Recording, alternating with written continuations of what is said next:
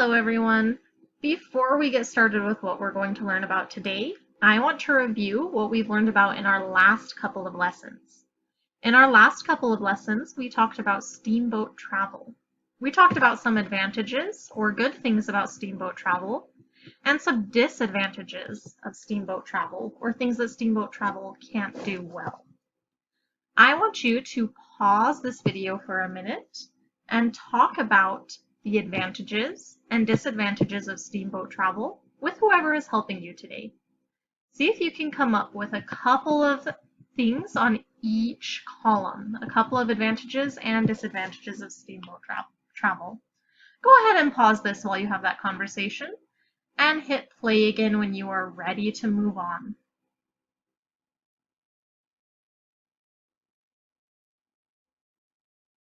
All right, welcome back. Some advantages of steamboat travel were that it was easier,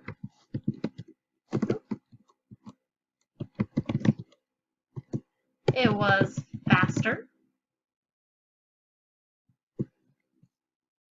steamboats, the ones that Mr. Fulton invented, had flat bottoms, which meant that there was more room for people and cargo. It took less work to get a steamboat moving with the steam engine. But some disadvantages were that it couldn't travel on land.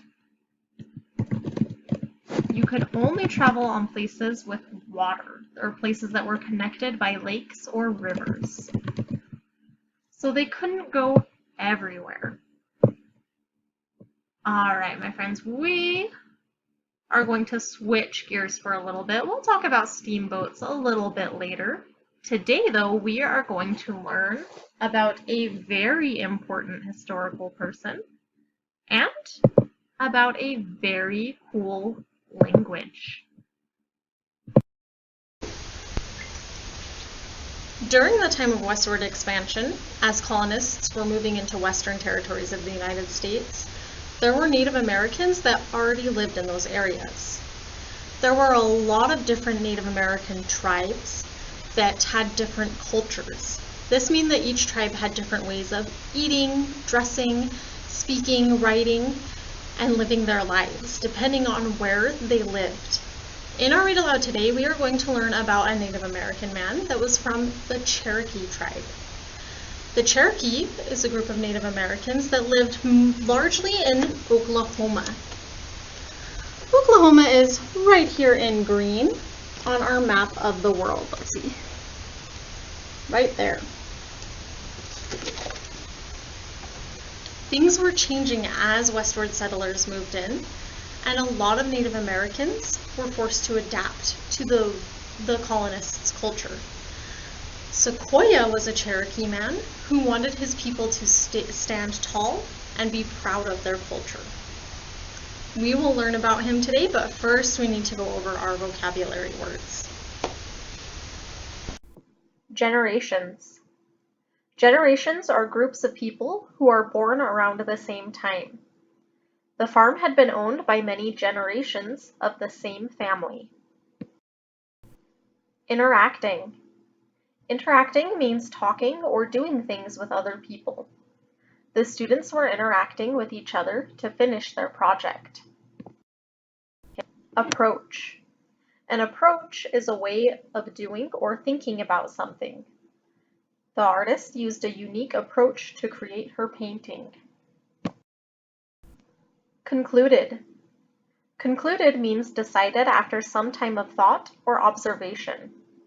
After playing in the hot, bright sun all afternoon, the children concluded that it would be a good idea to go swimming. Create. Create means to make or produce something new. In art class, the students will create their own paintings. Have you ever created something? Think about a time when you have created something and tell whoever is helping you about what it was like creating it.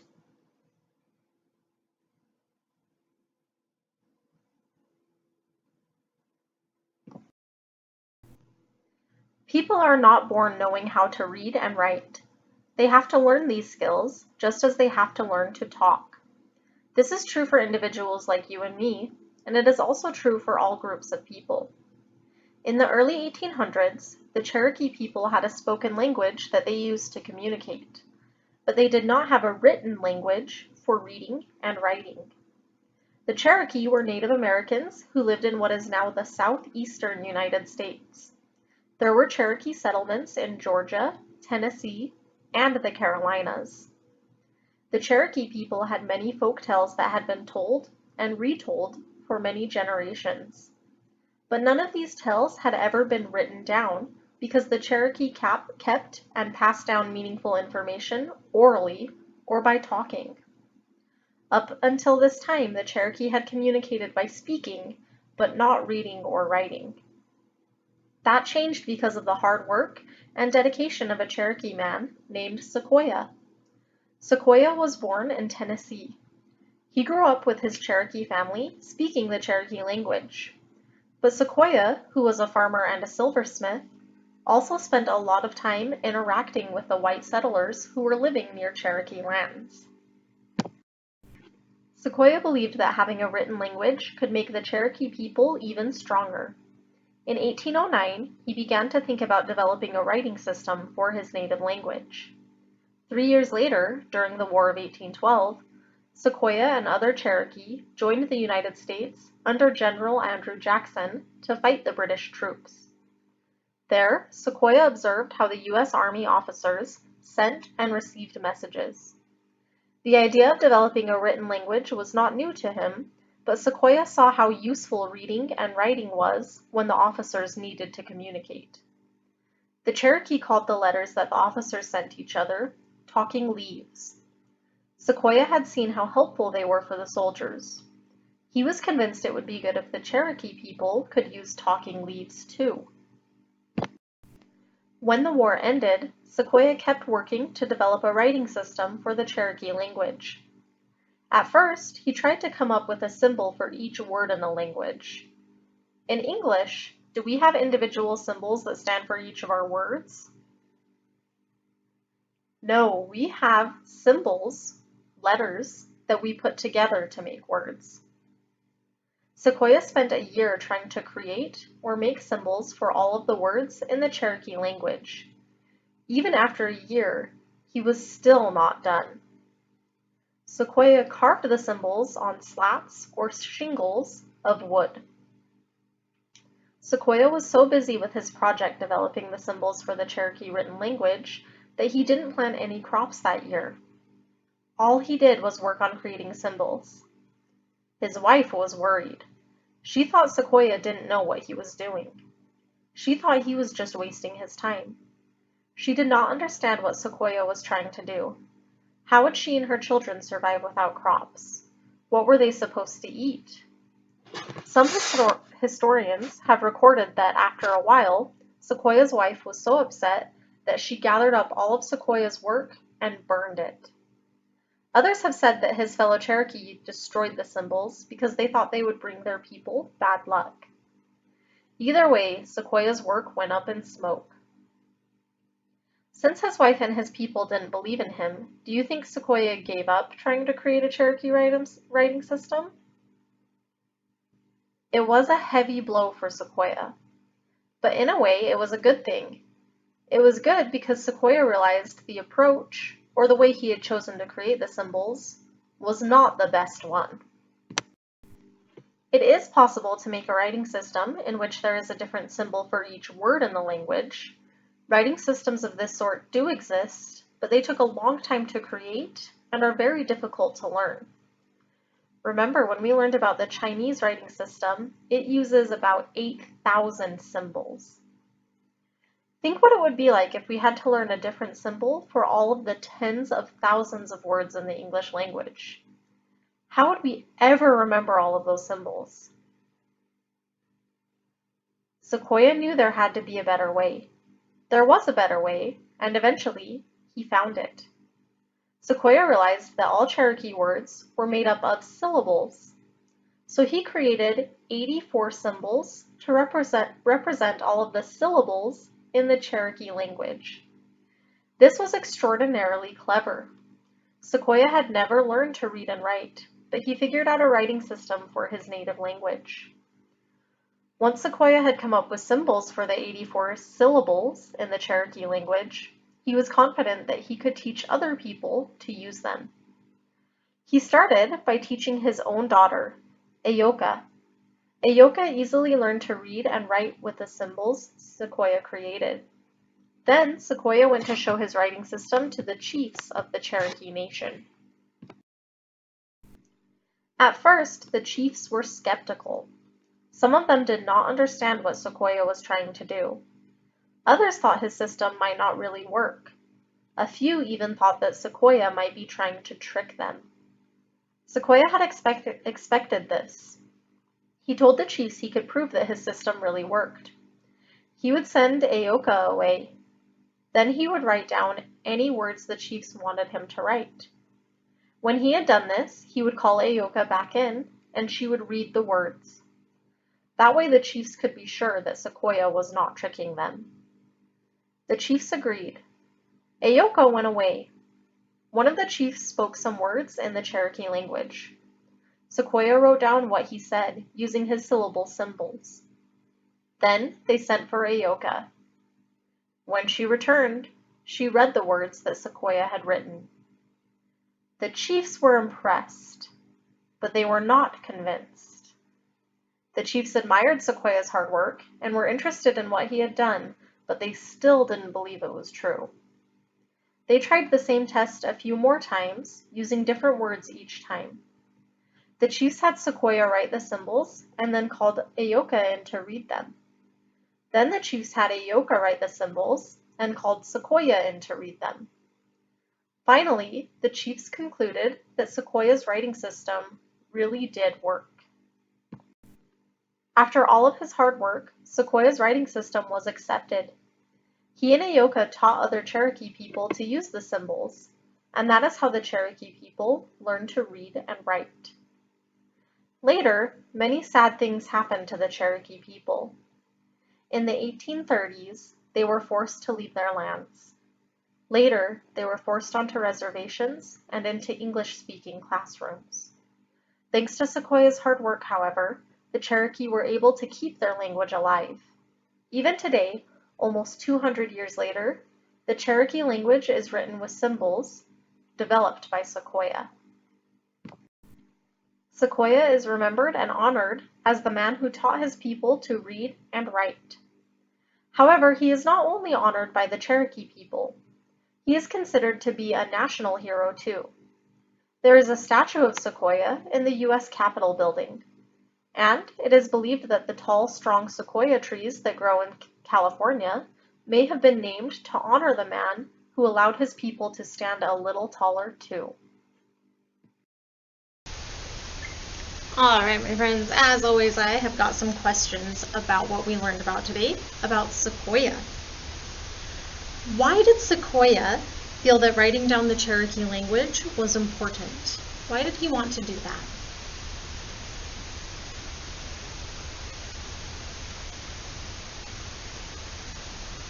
You've got it. He wanted the Cherokee voice to be heard and for his culture to be continued, to find a way to keep that culture going.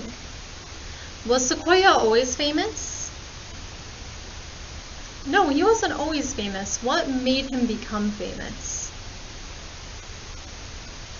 His invention of the written Cherokee language. Did people like what he was doing at first when he first started working on this?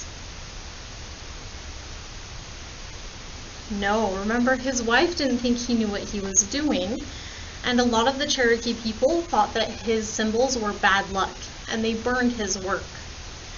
Did they always think that though? No, eventually the chiefs saw how important it would be to be able to communicate with each other through written language. After Sequoyah's work was burned, he had to start all over again. What kind of writing did he invent that the Cherokee still use today?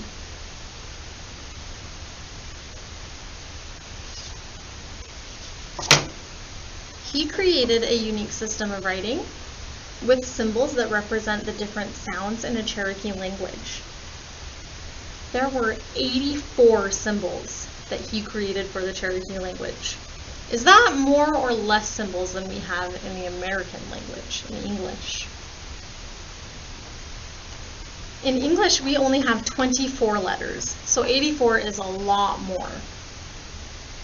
Why do you think, turn and tell your neighbor or whoever is helping you today, why do you think that Sequoyah's work was important?